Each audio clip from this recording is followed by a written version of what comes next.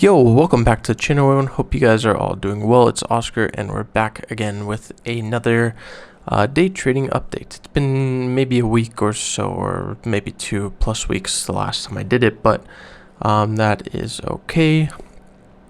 The last week I was busy with school finals, and then this week I haven't really been making videos. I've been kind of chilling, but the grind is definitely going to start back up. So wanted to go over my trades from today, which is the 19th of May.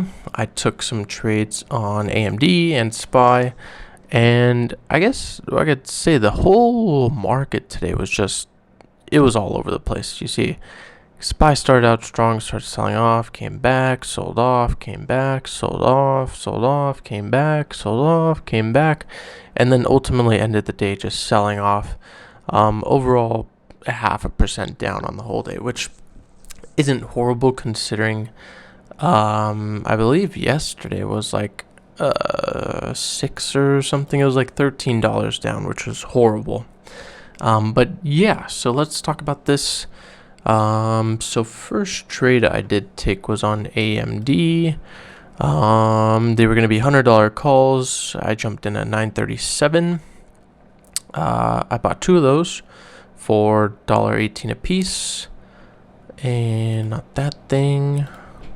Okay, so what did I jump in? 937. This is the 5-minute, but I'll go ahead and switch it to the 1, and then we're gonna go to 937, which is gonna be right over here. 937 right here, basically on this small candle right here. So I kind of got in, I jumped in hoping basically for an upside move. The main idea, I've been seeing this $100 level even yesterday acted as a not yesterday, but I mean yesterday it did kind of act as like a support, but on what's today? Today's Thursday. On Tuesday, it broke through this $100 level once and twice, like really well, and then started going again and rallied ultimately through.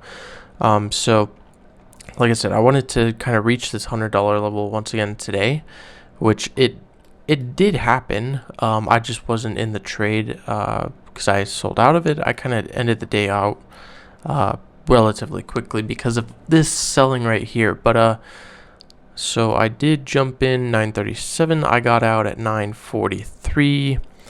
And 943 was basically when this started selling right here. So had I stayed in the contracts, I would have probably maybe bought more because I started to see SPY started to rally back up, which would have been a good idea to kind of add on. But like I said, at that time I was in this trade.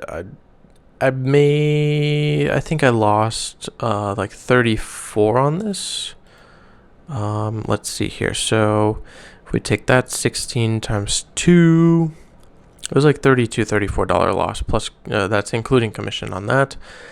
Then I wanted to trade SPY, and SPY I ultimately started, I got in on this downtrend. I got all the way down here, but just didn't sell at this bottom, and then it started going up. I jumped out kind of here. So if we go ahead and look here, 379 puts, so they were a little bit more out of the money, but I did buy 2 of those at 944, which 944 was going to be right here on this larger middle basically the middle of this whole downtrend.